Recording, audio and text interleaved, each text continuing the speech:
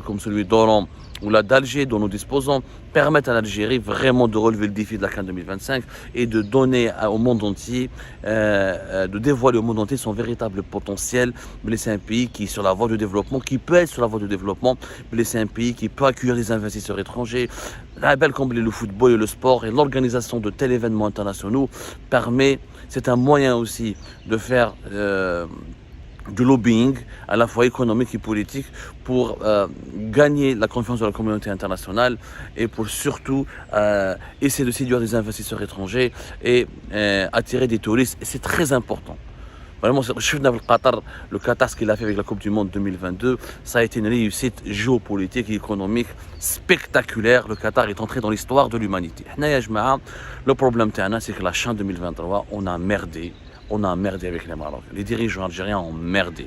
Quand Gianni Infantino et Patrice Motsepe ont été accueillis par Abdelmajid Tebboune avant le début de la CHAN, et lorsqu'ils lui ont demandé de bien vouloir autoriser le survol de l'espace aérien par un avion marocain, et lorsqu'ils lui ont demandé de faire preuve de bonté et de bienveillance en voulant accueillir, en acceptant d'accueillir sur le territoire algérien les joueurs de l'équipe nationale marocaine à travers un canal, en autorisant la mise en place d'un canal de transport classique, qu'on autorise les joueurs marocains de venir depuis le Maroc, au lieu de les envoyer, de les renvoyer vers la Tunisie, pour la Tunisie, ce qui est un non-sens.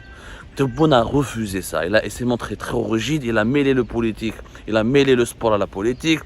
Il a fait de la propagande, il a dit que non, c'est une décision qui relève de la souveraineté nationale, et je ne sais pas quoi. Les dirigeants de la CAF ont été choqués. L'UM aujourd'hui, l'Algérie, après l'expérience anti-marocaine de la CHAN 2023, la cérémonie d'accueil, où le petit-fils de Nelson Mandela a tenu des propos politiques dans une compétition sportive. La CAF, je vous rappelle, est une organisation apolitique. La majorité des pays membres de la CAF, des fédérations de football membres de la CAF, sont des amis du Maroc. On a oublié le lobbying dans les coulisses, on a oublié on a oublié que l'Algérie, malheureusement, franchement, on a marqué un but contre son camp. Franchement, on a marqué un but contre son camp et on risque de perdre. Malheureusement, je crains fort qu'on risque de perdre la CAN 2025 à cause de cette maladresse. Tu as le conflit du Sahara occidental la Coupe d'Afrique des Nations. Tu as les joueurs locaux. Je ne comprends pas, les chants racistes, les supporters algériens, c'était débile. Le tenant du titre, l'équipe marocaine n'a pas pu venir, alors que le Maroc bénéficie de la sympathie de toute la communauté footballistique mondiale après les succès historiques et mémorables à la Coupe du Monde au Qatar. L'Algérie a fait preuve d'une hostilité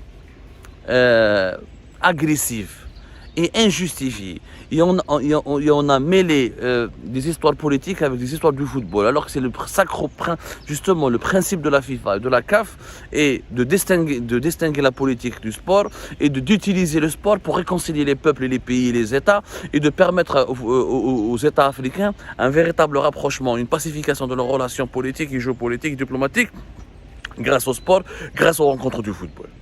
C'est-à-dire que l'Algérie a agi exactement dans l'esprit contraire, elle a été à l'opposé de l'esprit de la CAF et de la FIFA. Bien sûr, on peut dire que les Marocains auraient dû venir depuis la Tunisie, on m'a dit qu'ils ont exagéré, on m'a dit que les Marocains ont fait une mise en scène à l'aéroport de Rabat où ils ont attendu l'arrivée de Patrice Motsepe et les responsables de la CAF ou Gianni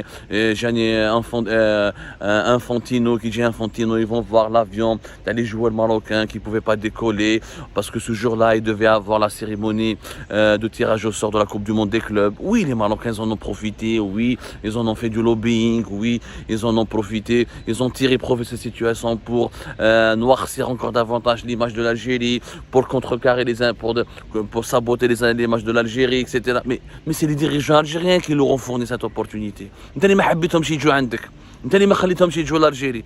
Tu leur as interdit à ce que leur avion puisse les transporter depuis le Maroc vers l'Algérie, ce qui est complètement débile, inhospitalier et inélégant.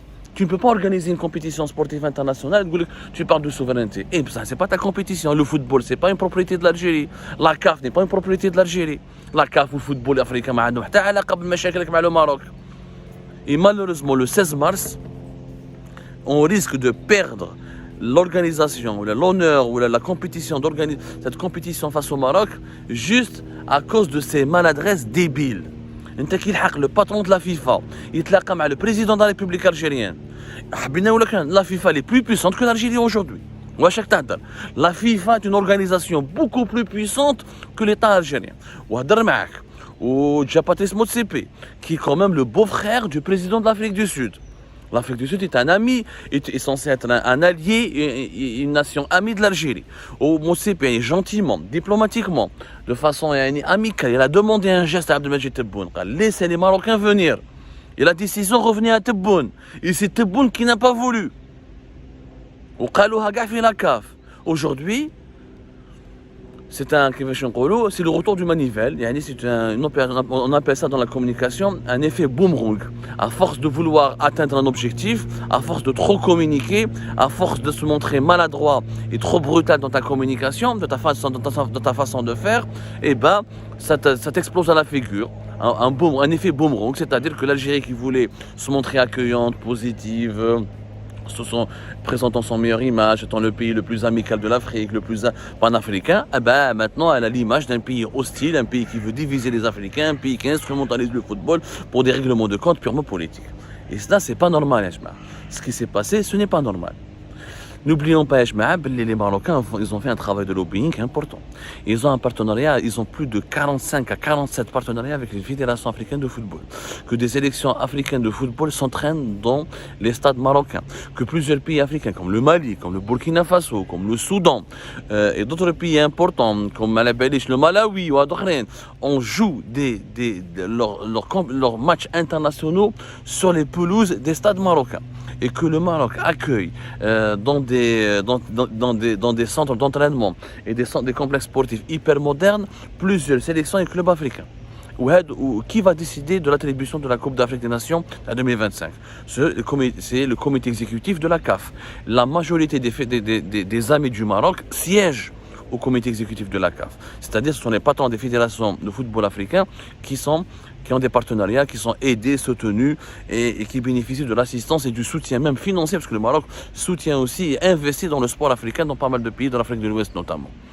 Donc c'est normal le Maroc a été agressé pour eux, pour les amis du Maroc. Le Maroc a été empêché de venir en Algérie, il a été rejeté, il a été méprisé, les joueurs marocains ont été exclus sciemment, il y a eu des slogans anti-marocains, on khalt bien la politique et le sport. Pour les partenaires du Maroc, le Maroc est victime, donc ils vont se solidariser avec lui. Et le vote, malheureusement, risque d'être... et cette situation de victime du Maroc pourrait lui être profitable, puisque les votes des membres du comité exécutif de la CAF pourraient aller directement en faveur de la candidature du Maroc. Et l'Algérie risque de perdre. Alors que nous avons construit de nouveaux stades, nous avons de nouveaux hôtels, nous avons de nouveaux aéroports, nous avons une magnifique population, un magnifique public, des supporters très chaleureux, une population très accueillante. Nous avons tout pour organiser une très belle Coupe d'Afrique et marquer notre retour sur la scène internationale et dire que l'Algérie n'est pas un pays uniquement de fanatiques, de terroristes, de haraka et de généraux dictateurs. Nous sommes capables d'offrir de la joie, du bonheur et de la convivialité. Et ça, c'est dommage. Nous avons marqué un but contre notre camp.